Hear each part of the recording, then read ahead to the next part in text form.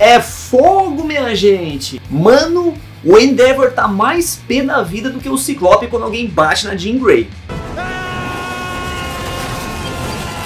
O maluco tá até soltando laser dos olhos assim, mano. Nesse capítulo o Endeavor limpou o chão com o All for One. O maluco emplacou um combo ali que nem com reza brava o cara conseguia sair. Mas, como eu disse no capítulo anterior, não dá pra subestimar esse cara. E pode ser que esteja finalmente chegando na hora desse cara mostrar a carta que ele tem na manga. Enquanto isso, no outro campo de batalha, a gente vê o Bakugou e a galera continuando na luta frenética contra o Shigaraki, que também está sendo controlado pelo All for One. E ele acaba revelando para os heróis um pouco mais a respeito das ideologias e dos objetivos dele.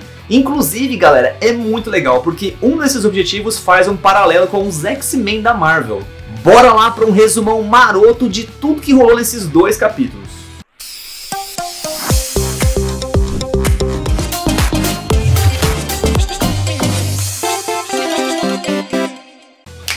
Fala nerds, e aí, tudo beleza com vocês? Eu sou o Edu Parieri e sejam muito bem-vindos a esse canal. O capítulo já começa com o All for One sentindo a carbonizada que ele levou do Endeavor, e ele até comenta que foi por um triz que ele não foi pro saco.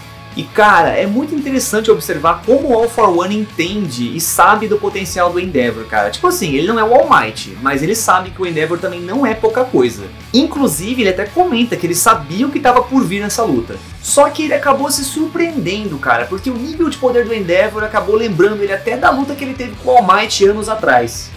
E aí o All for One comenta que heróis feridos são realmente os mais assustadores. E nisso, cara, a gente já vê o Endeavor lá armando um baita redemoinho de fogo com o braço dele que foi cortado lá e tal, que tá só no cotoquinho. E o maluco já armando lá um redemoinho de fogo gigantesco para jogar em cima do All for One. Só que não dá nem tempo do All for One pensar e o Endeavor já pipoca ali, ó, na frente dele, cara, graças a uma ajudinha das peninhas do Rox, né, que dá aquele empurrãozinho. Mas o cara já aparece ali do nada na cara do maluco já botando pressão com tudo, galera.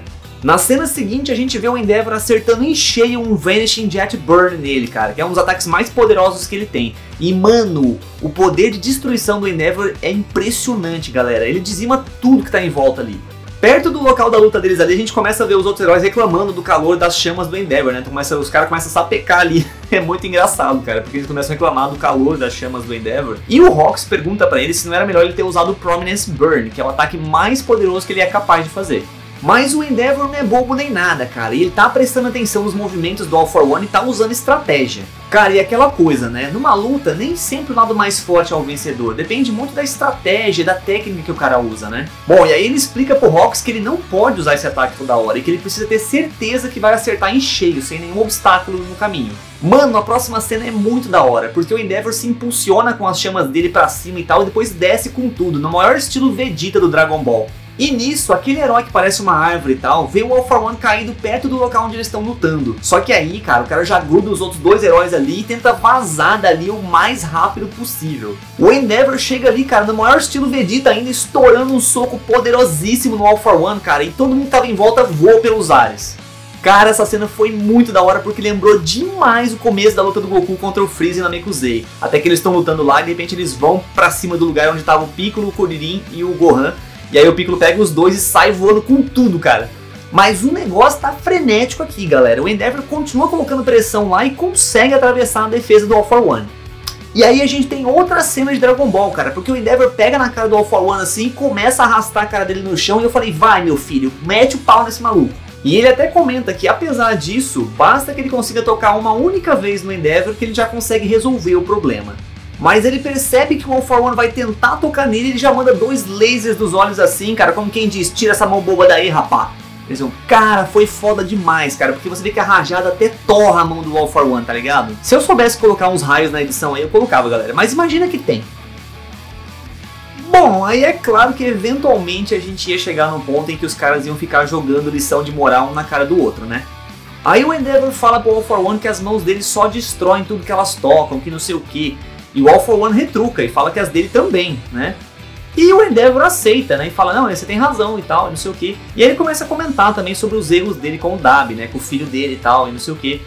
E a realidade dele é bem essa mesmo, galera. Porque não importa o quanto ele se culpe pelos erros dele ou quanto ele se arrependa, o passado dele não pode ser apagado.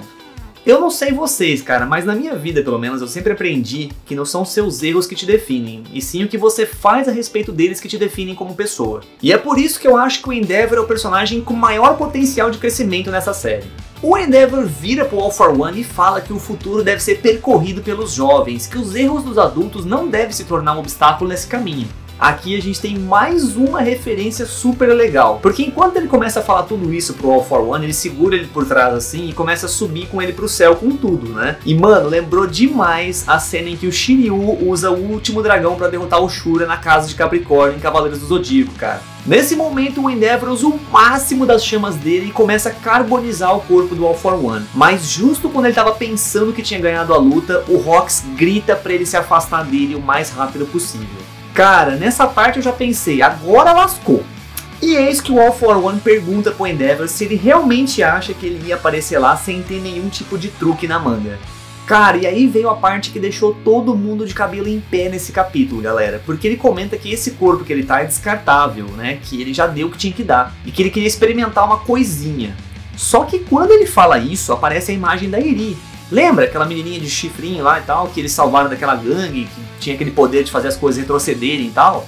Mano, velho, eu fiquei pensando, será que esse maluco matou essa menina, cara, e roubou o poder dela? Nossa, cara, vai ser muito pesado se tiver acontecido isso. Então, uma outra possibilidade que eu vejo aí é que eles podem ter conseguido replicar essa individualidade dela de alguma forma, né? Provavelmente através daquela droga que eles produziam lá, através do poder dela, que tirava as individualidades das pessoas. Na cena final desse capítulo a gente começa a ver o All For One já com a cara toda torrada ali, desintegrando e tal. Só que enquanto isso acontece, começa a aparecer uma orelha já com pele e tudo nele.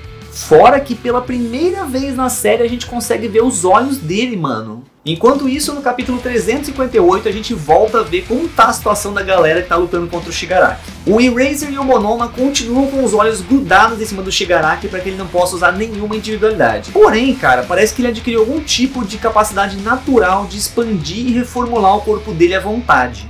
E por ser algo que não é exatamente uma individualidade, ele consegue usar na boa o quanto ele quiser. E ele continua atacando os heróis freneticamente lá, com uma série de tentáculos formados por um monte de mão lá, grudada uma na outra, um negócio mó grotesco e bizarro. O Sun Eater é atingido e a Nejire tenta ir ajudar ele, só que ela nem tem tempo de pensar e já chegam mais ataques na direção dela. Ela até que consegue repelir lá os ataques de boa, porém ela percebe que ficando parada ela se torna um alvo fácil, e aí ela se vê na situação de ter que esquivar e fugir. O Diniz até dá um berro lá com a galera falando assim que é pra eles ficarem se movendo o tempo todo, porque se eles pararem eles vão ser engolidos na hora. Mas felizmente tudo tem um preço, e apesar dele conseguir fazer um monte de mãos gigantescas lá e tal, ele perdeu bastante da velocidade dele. Os heróis continuam cortando e destruindo as partes que ele faz crescer, mas não adianta nada. Cara, aí vem uma cena muito interessante, porque pela primeira vez na série a gente tem uma explicação de como funciona a individualidade All For One. Aí o Shigaraki explica que quanto mais a individualidade All For One se estabiliza no corpo do usuário, mais ele se adapta para lidar com todas as outras que estão dentro dela e com fatores externos adversos. E ele completa dizendo que aquele corpo ainda está em busca da sua forma ideal. Cara, aí vem um daqueles clássicos momentos de vilão onde ele explica a filosofia dele e a gente percebe que o cara é simplesmente um sociopata. E ele comenta que agora só existe duas opções. Ou ele assume o controle de tudo, ou o mundo vai continuar a se distorcer. E isso porque ele acredita que essas distorções acontecem principalmente por causa das grandes diferenças que existem entre as aparências e as habilidades das pessoas. Cara, e aí vem a frase que eu achei a mais genial de tudo que ele falou. Ele fala, cara, que quanto mais esses elementos se afastam daquilo que é considerado como padrão e normal, mais a sociedade se aproxima da ruína. Se a gente parar pra pensar, é um conceito muito interessante se abordar. Faz até referência à história dos X-Men nos quadrinhos. Porque nas HQs dos X-Men, os mutantes são intensamente discriminados não só por causa dos poderes e habilidades que eles têm, mas muitas vezes por causa da aparência também. O maior exemplo que a gente tem disso são os Morlocks, aqueles mutantes que vivem no esgoto, longe da sociedade, justamente por terem uma aparência mais grotesca. Mas apesar do All For One traçar esse paralelo interessante aqui, ele na verdade não tá nem aí pra quem discrimina e pra quem é discriminado. Ele se enxerga de forma tão superior aos outros que ele quer simplesmente explorar todo mundo de forma igual. Bom, e nisso o Bakugou tá correndo pra lá e pra cá pra se esquivar dos ataques, e aí ele fala que não sabe se ele é o Shigaraki ou se ele é o All For One, mas que ele tá de saco cheio de ouvir aquele papo e que já deu um tempo para ele carregar a nova arma que o curso de suporte deu para ele. Mano, eu só sei que de repente brota um monte de metralhadora nas costas desse maluco. Caraca, mano, ele ficou igualzinho o Máquina de Guerra lá da Marvel. E ele começa a disparar a explosão pra tudo que é lado, mano. E nesse momento a gente tem mais um vislumbre do crescimento do Bakugou nessa série, galera. Porque ele fala que ele já aceitou o medo, as diferenças e tudo mais que o All For One tava falando lá. Que ele teve que aceitar tudo isso para que ele pudesse dar o próximo passo adiante. E aí ele lembra de todo mundo da classe e ele fala que ele conhece uma galera que tá sempre avançando, não importa quão difícil seja. E finalmente, na última cena desse capítulo, a gente tem o Bakugou liberando a nova técnica especial dele em cima do Shigaraki.